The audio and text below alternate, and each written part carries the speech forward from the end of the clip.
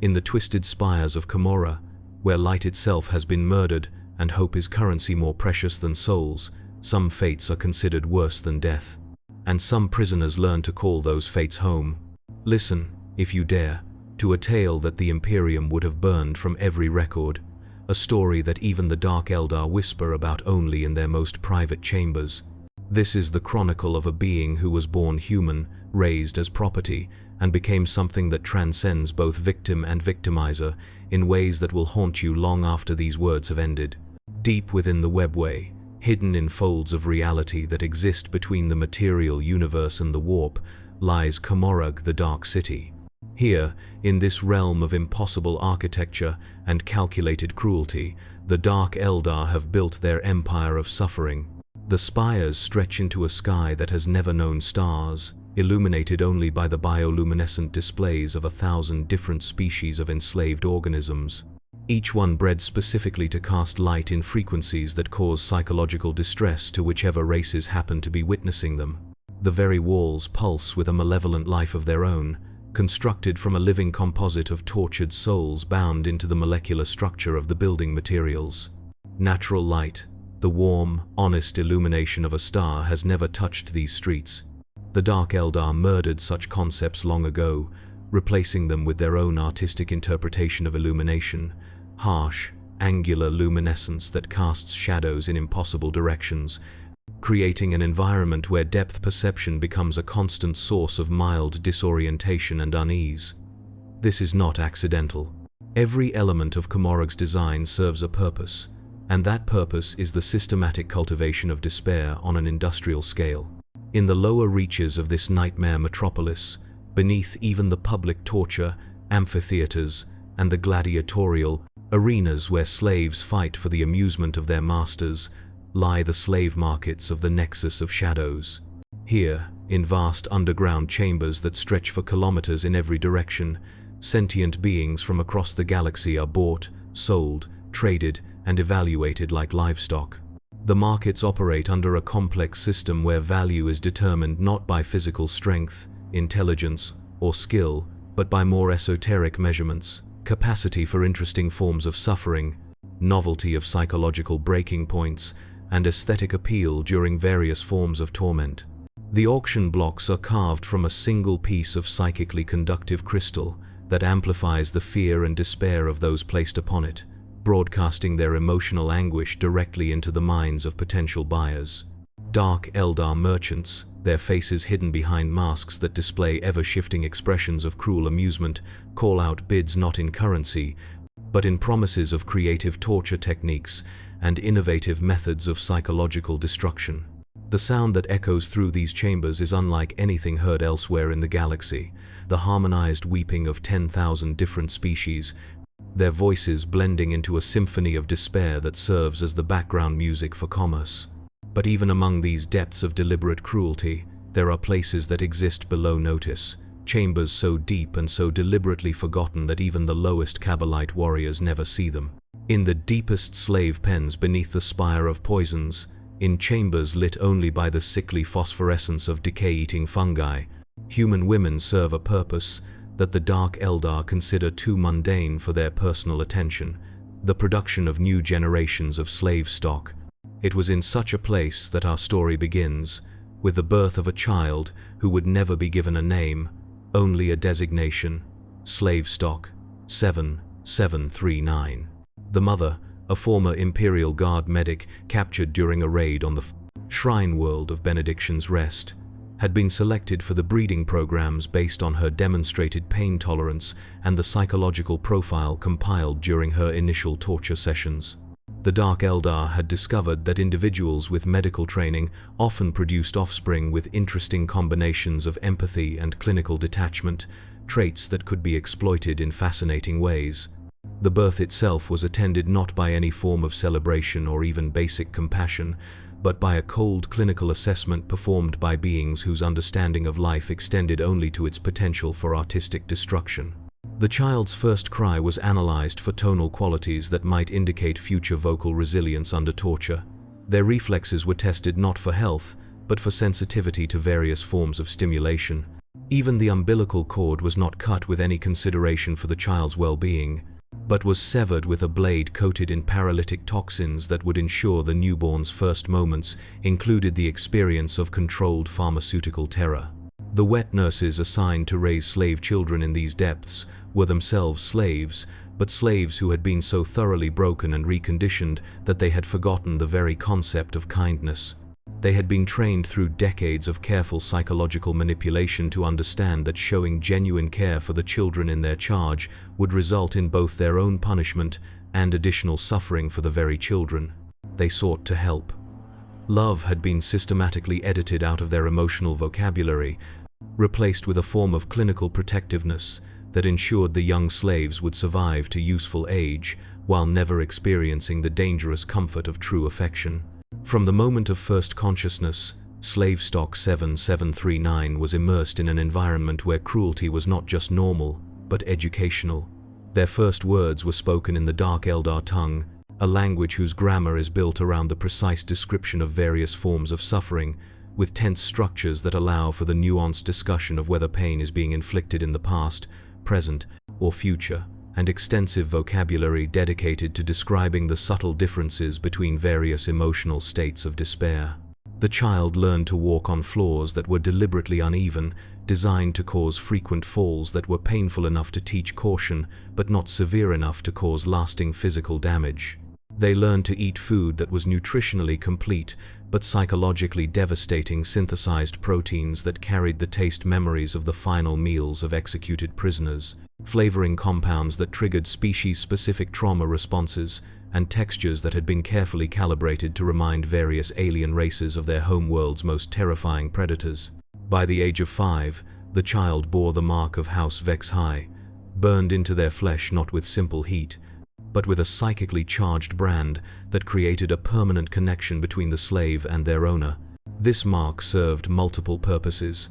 It allowed Archon Vexhai to track every slave's location within the Dark City, monitor their emotional state in real time, and inflict punishment remotely by activating the brand's pain receptors with a simple mental command. More insidiously, it also served as a constant low-level source of discomfort, a burning sensation just below the threshold of conscious awareness that ensured the marked individual never experienced true comfort or peace. The young slave learned the unwritten rules of survival through observation and painful experience. Never make eye contact with any being who was not also a slave.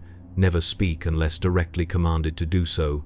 Always assume that any moment of comfort or respite was a trap designed to make the next bout of suffering more psychologically devastating, and above all, never allow themselves to hope for rescue or escape.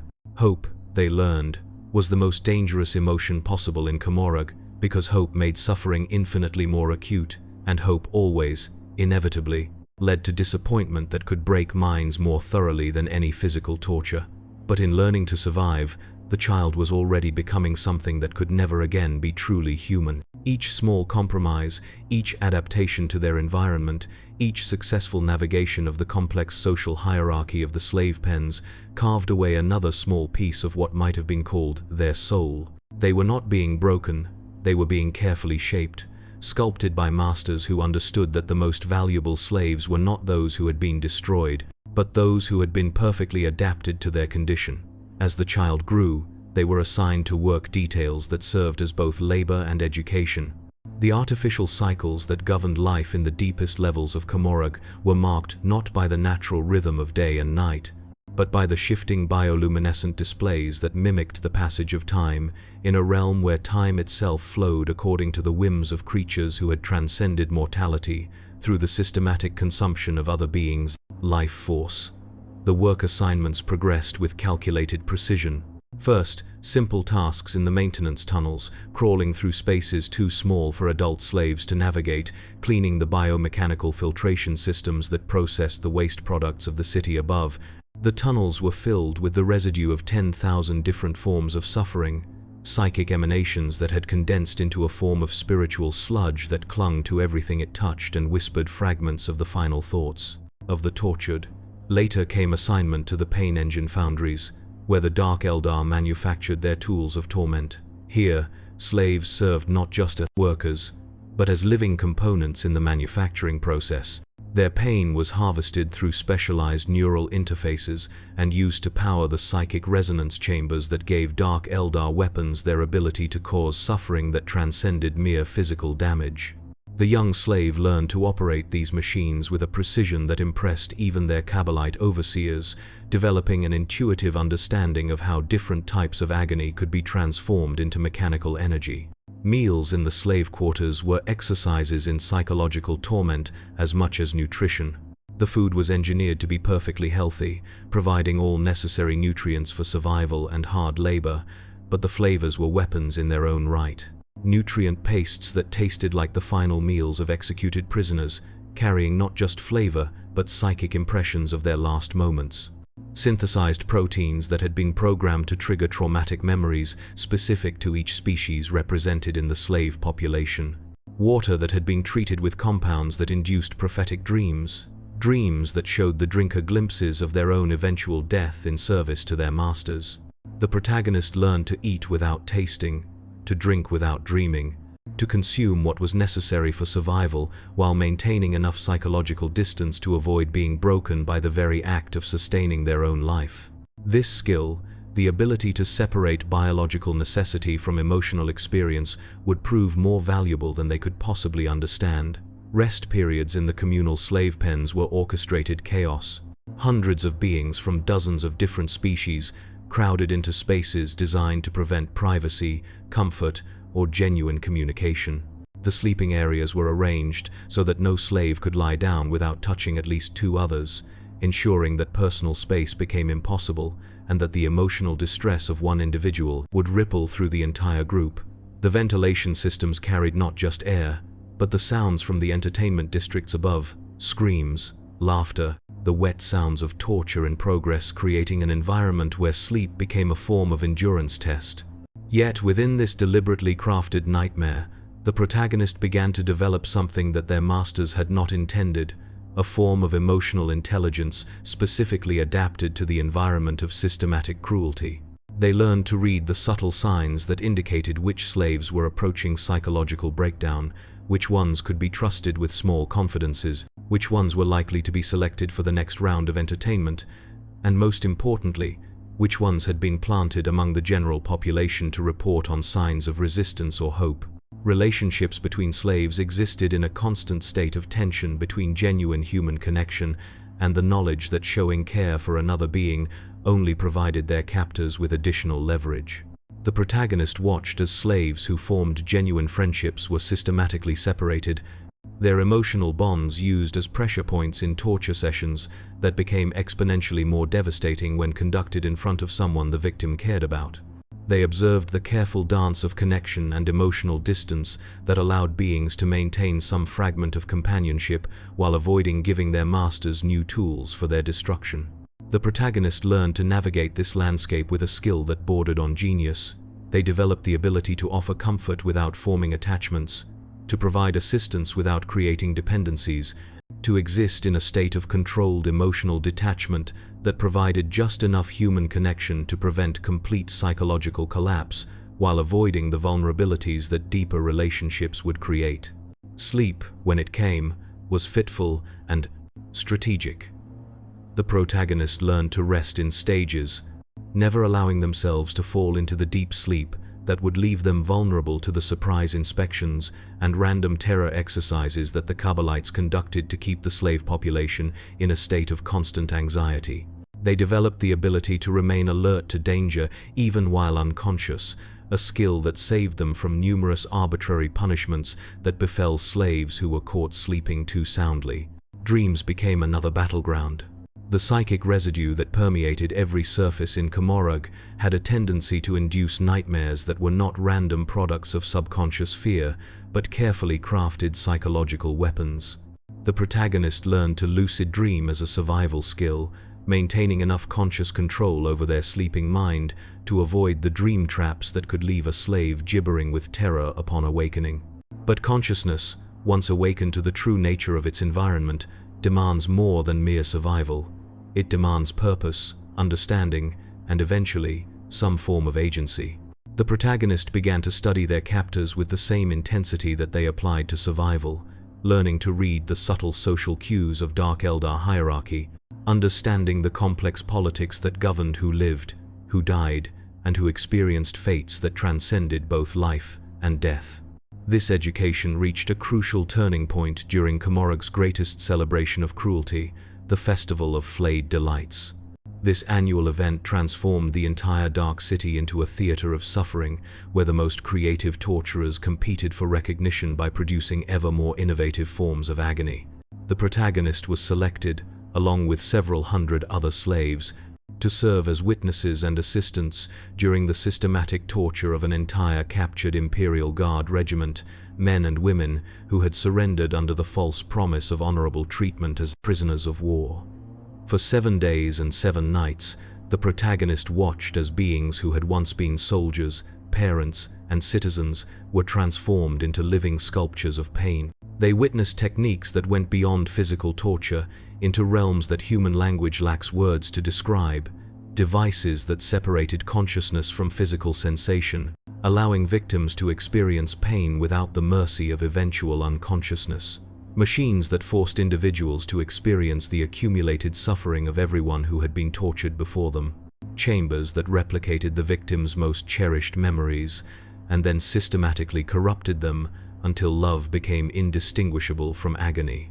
The protagonist served as assistant to a homunculus during these festivities, tasked with monitoring the vital signs of the victims to ensure they remained conscious throughout procedures that should have killed them within minutes. They learned to read the bio-displays that showed not just heart rate and brain activity, but measurements of despair, quantified hope levels, and the precise moment at which an individual's will to live transformed into a desperate desire for death. But more than the technical aspects of torture, the protagonist learned to understand the aesthetic philosophy that drove their captors. They began to comprehend that for the Dark Eldar, suffering was not just a means to an end, but an art form with its own internal logic and standards of excellence. They developed an appreciation for the subtle differences between crude brutality and sophisticated torment, between random violence and carefully orchestrated psychological destruction. This understanding brought with it a terrible realization. They were becoming complicit, not just in their own survival, but in the suffering of others. Each successful performance of their duties, each demonstration of their growing expertise in the logistics of torment, made them more valuable to their of-demassed captors and more thoroughly implicated in the machinery of cruelty that surrounded them. The moment of ultimate recognition came when they were assigned to assist in the torture of a group of captured battle sisters from the Adepta Sororitas. These women, trained from childhood in faith and warfare, represented everything that the protagonist had never been allowed to become. Individuals with unshakable belief in something greater than survival, beings who chose martyrdom over compromise, souls who retained their capacity for hope even in the face of certain death. Sister Superior Magdalena, the leader of the captured squad, looked directly into the protagonist's eyes during one of the sessions and spoke words that shattered something fundamental in their carefully constructed worldview. "I see you in there, child. Whatever they have done to you, whatever you have had to become, I see the human being you still are underneath all of this. You still have a choice." The protagonist had been trained to ignore the words of torture victims, to treat their pleas and threats and promises as nothing more than noise generated by biological systems under stress. But Sister Magdalena spoke with a certainty that cut through years of conditioning, offering not rescue or escape, but something far more dangerous: recognition of their own agency. For the first time since childhood, the protagonist was forced to confront the possibility that their survival had not been inevitable, that each compromise and adaptation had been a choice, and that they bore responsibility for what they had become. The careful psychological barriers they had constructed to protect themselves from guilt began to crumble, replaced by something far more painful than any physical torture: awareness of their own complicity in evil. This awareness came to a head during a real space raid on the shrine world of Celestine's Hope. The protagonist was selected to accompany the raiding party, their expertise in human psychology deemed valuable for identifying which captives would prove most entertaining and which should be killed immediately as inadequate for Commorragh's purposes. The moment they stepped onto the surface of a living world, feeling genuine sunlight on their skin for the first time in their existence, the protagonist experienced physical agony beyond anything they had endured in the torture chambers. Their eyes, adapted to the artificial bioluminescence of the dark city, could not process natural illumination without excruciating pain. Their skin, which had never encountered unfiltered starlight, burned and blistered within minutes. Every breath of unprocessed atmosphere felt like inhaling liquid fire.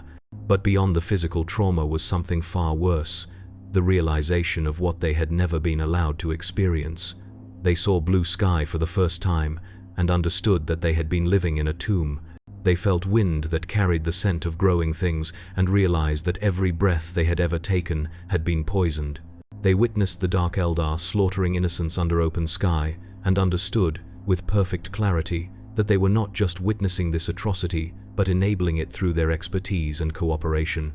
In the chaos of battle, Sister Superior Magdalena, wounded but still defiant, grabbed the protagonist's arm and made an offer that should have been impossible. "There's still time. You can still choose to be human. Help us fight them, or just walk away. No one will blame you for what you've had to become, but you can choose what you become next."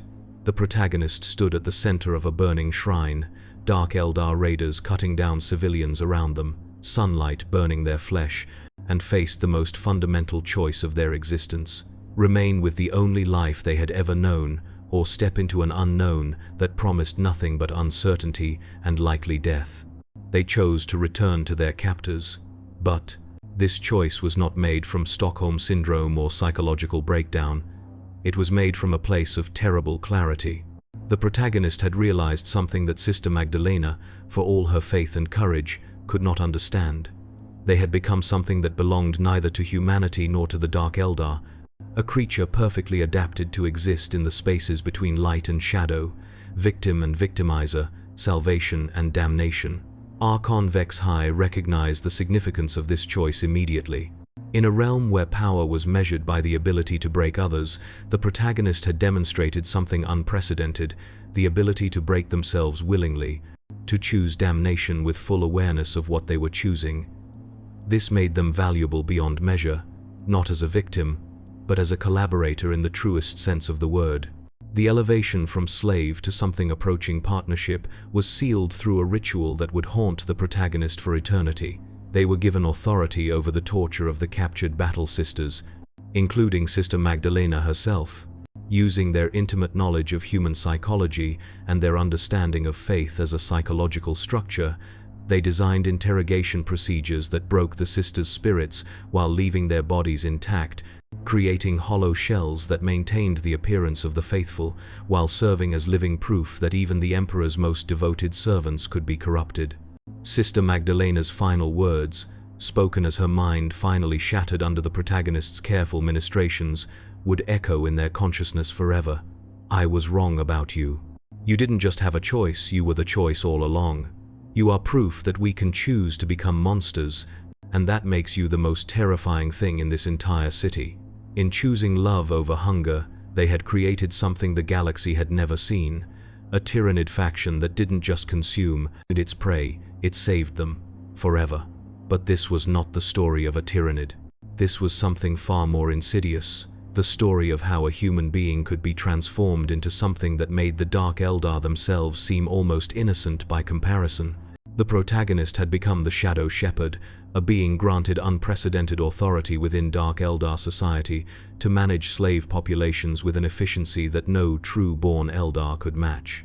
They understood suffering from the inside, comprehended the exact pressure points that could be used to break any form of resistance, and possessed the creativity to design systems of oppression so subtle and complete that slaves began to police themselves without conscious awareness that they were doing so. The breeding programs they oversaw produced generations of slaves who were born pre-broken, their psychological conditioning beginning at the genetic level. The work assignments they designed created feedback loops, where slaves competed with each other to prove their worthiness for better treatment, never realizing that better treatment was simply a different form of psychological torture designed to make them complicit in the oppression of their fellow captives. The protagonist became a collector of final moments, documenting the last thoughts and words of executed slaves in a vast library that served both as entertainment for the Kabbalites and as a psychological weapon against new captives. They learned to speak pain in dozens of languages, becoming fluent in the specific fears and vulnerabilities of each species represented in Commorragh's ever-growing slave population. Other archons began requesting the protagonist's services, leading to the development and spread of new techniques for slave management throughout the Dark City.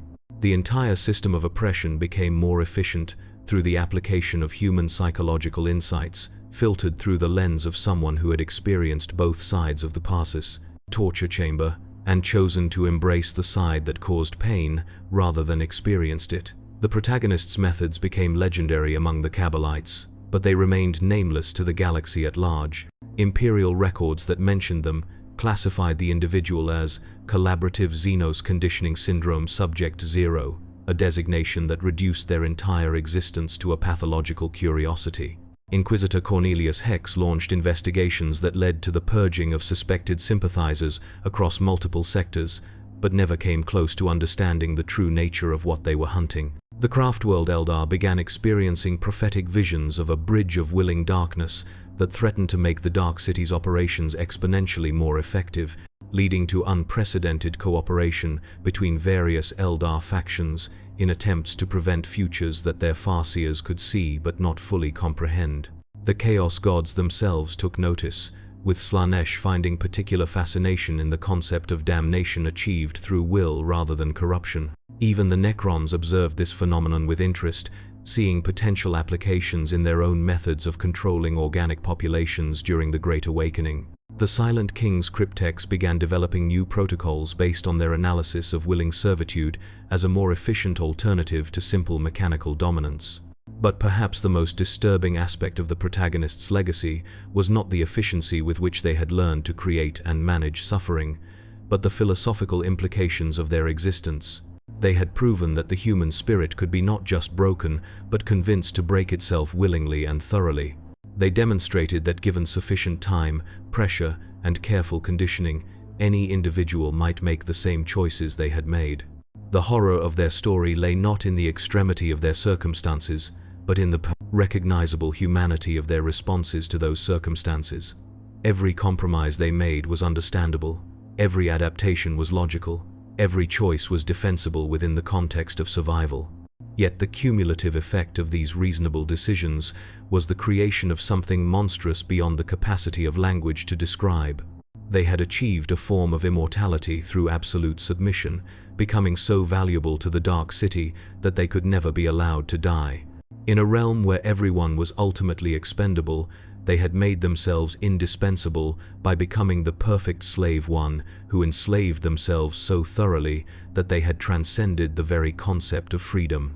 The protagonist continued their work in the depths of Commorragh, managing ever-growing populations of slaves with techniques that had been refined through decades of experience and innovation. New generations were born who would never see the sun, never know freedom, never understand that there had once been alternatives to choose from. The systems they had created ensured that future slaves would be even more perfectly adapted to their condition, creating an ever-improving cycle of willing servitude that required minimal oversight and produced maximum psychological yield. In the deepest irony of all, they had become living proof that the most perfect chains are those we forge for ourselves, and that sometimes the most effective slaves are those who believe they are free. They represented the logical endpoint of adaptation, the ultimate expression of human flexibility when faced with an environment designed to destroy the human spirit. Their legacy echoed through the Dark City in ways both subtle and profound. Slave revolts became virtually extinct as new management techniques eliminated the psychological conditions that made rebellion possible. Escape attempts dropped to statistical insignificance as slaves were conditioned to believe that their current situation was not just inevitable, but preferable to the alternatives that awaited them outside Commorragh's protective embrace. The protagonist had solved the fundamental problem of slavery: how to maintain a population of workers who not only accepted their condition but actively participated in maintaining it. They had created a system so psychologically sophisticated that it no longer required the application of external force to function. The slaves managed themselves, policed themselves, and improved their own efficiency out of genuine belief that doing so served their best interests. But in the quiet moments between duties, when the demands of administration allowed for brief periods of reflection, the protagonists sometimes found themselves wondering about the child they had once been, the human being who had died so gradually that no one had noticed when the transformation was complete. They carried within their mind a vast library of memories that no longer felt like their own, the taste of synthetic nutrient paste that carried the psychic impressions of murdered innocence, the sound of their own voice, giving orders that condemned others to fates they understood with intimate precision, the weight of Sister Magdalena's final words, echoing through decades of subsequent choices. They had become the bridge between captor and captive, the translator who could speak fluently in both the language of oppression and the vocabulary of suffering. They understood exactly how they had arrived at their current position, could trace each step of the journey with perfect clarity, and knew with absolute certainty that they would make the same choices again if faced with identical circumstances. This knowledge was perhaps the most perfect torture of all, the awareness that their damnation had been achieved not through external force, but through the systematic application of their own intelligence, creativity, and survival instincts. They were trapped not by chains or threats, but by the inexorable logic of their own choices, each one reasonable in isolation, but collectively forming a pattern that led inevitably to their current state. The question that haunted them was not whether they had made the right choices, but whether the concept of right and wrong had any meaning in a universe where survival required the systematic abandonment of moral principles. They had achieved perfect adaptation to their environment, but in doing so had become something that could no longer exist in any other context. They were the willing slave, the collaborative victim, the architect of their own damnation. They had proven that human consciousness was not a barrier to perfect servitude, but could become the foundation for forms of slavery more complete and efficient than anything achievable through simple brutality.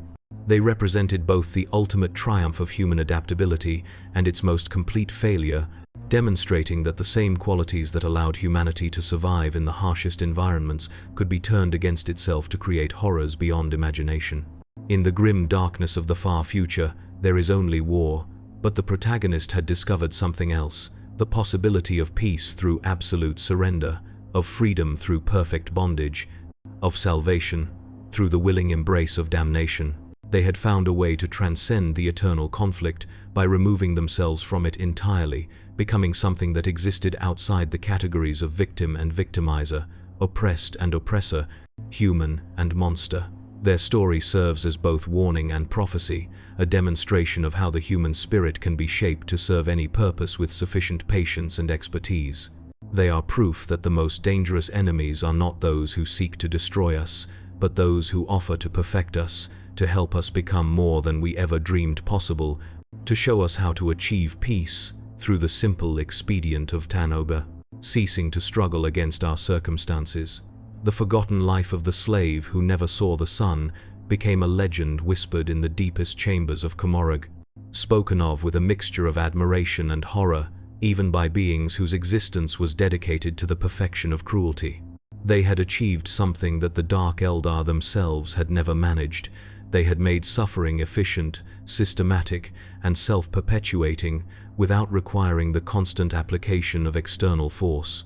In the end, their greatest achievement was not survival, but the creation of a form of existence that transcended survival entirely. They had become something that could neither live nor die in any meaningful sense, trapped forever in a state of perfect adaptation to circumstances that would destroy any normal consciousness. They were the living embodiment of the principle that anything can be endured if endured long enough, and that the human capacity for adaptation has no limits except those we impose upon ourselves. And in the depths of Commorragh, where light itself goes to die, they continue their work with the quiet satisfaction of someone who has found their true calling. They manage populations of slaves with the same care that a gardener tends flowers, ensuring optimal growth conditions and maximum yield while maintaining the health of the overall system. They have become indispensable not through resistance, but through perfect cooperation, achieving a form of immortality by making themselves too valuable to lose. Their legacy will outlive empires, outlast species, and continue to influence the development of slavery techniques long after the last star has burned out and the universe has grown cold. They are the proof that consciousness is not liberation, but simply another tool that can be turned to any purpose, and that the ultimate expression of free will might be the choice to surrender it completely. The question that remains is not whether such transformation is possible. The protagonist's existence proves that it is, but whether the rest of us possess the wisdom to recognize the early stages of such conditioning before it becomes irreversible. In a universe where survival often requires compromise, where do we draw the lines that we will not cross? How do we maintain our humanity while adapting to circumstances that seem designed to strip it away? The forgotten slave who never saw the sun offers no answers to these questions, only the terrifying demonstration that there are fates worse than death, and that sometimes the most perfect prisons are those we build for ourselves with the best of intentions and the most logical of reasoning. They remind us that the human spirit is not indestructible, but infinitely malleable, and that the same qualities that make us capable of heroism can be turned to serve the darkest purposes imaginable. In the grim darkness of the far future, there is only war, but there is also the possibility of something worse than war, something that makes eternal conflict seem preferable to the alternatives. There is the possibility of peace through perfect submission, of order through absolute control, of happiness through the careful management of consciousness itself. And somewhere in the depths of the Dark City, in chambers that exist below the notice of even the lowest Kabbalite warrior, the work continues. New generations of slaves are born, raised, and perfectly conditioned to accept their fate not as prisoners, but as participants in a system that serves their own best interests. The methods improve with each iteration, the techniques become more sophisticated, the results more predictable and complete. The willing slave continues their duties with quiet efficiency, managing populations and optimizing systems with the same attention to detail that they once applied to their own survival. They have found their purpose, their calling, their perfect adaptation to an imperfect universe. They are exactly what they chose to become, and they are exactly what their environment required them to be. And that, perhaps, is the most horrifying realization of all, that they succeeded completely in everything they set out to accomplish, and that their success has created something that should not exist, but does, and will continue to exist as long as consciousness itself endures in a universe that offers no guarantees except suffering and the possibility of transcending that suffering through perfect adaptation to its demands. The story ends not with resolution, but with continuation, not with escape, but with the recognition that some forms of imprisonment are so complete that they become indistinguishable from freedom. The forgotten slave achieved everything that survival required, and discovered that survival itself was not the goal, but simply the foundation upon which something far more complex and terrible could be constructed. They are the answer to a question that should never have been asked. What happens when human consciousness is optimized for an environment of systematic cruelty? They are the proof that there are no limits to adaptation, no bottom to the depths of willing submission, no point at which compromise becomes impossible to justify. And in the end, they are the mirror in which we might recognize ourselves, if we have the courage to look closely enough and the wisdom to understand what we see reflected there. They are what we might become, given sufficient time and pressure, and the endless human capacity to find reasons why this compromise, this adaptation, this small surrender of principle is not just acceptable but necessary. In the grim darkness of the far future, there is only war, but there is also the possibility of ending that war through means so complete and final that victory and defeat become meaningless concepts. There is the possibility of peace through perfect slavery, of freedom through absolute submission, of humanity through the willing abandonment of everything that once made us human. And that possibility has a name, a designation carved into the deepest records of the Dark City: Slave Stock 7739, the Shadow Shepherd, the willing bridge between light and darkness, the forgotten child who learned to call hell home and made that calling into an art form that will influence the development of consciousness itself until the end of time.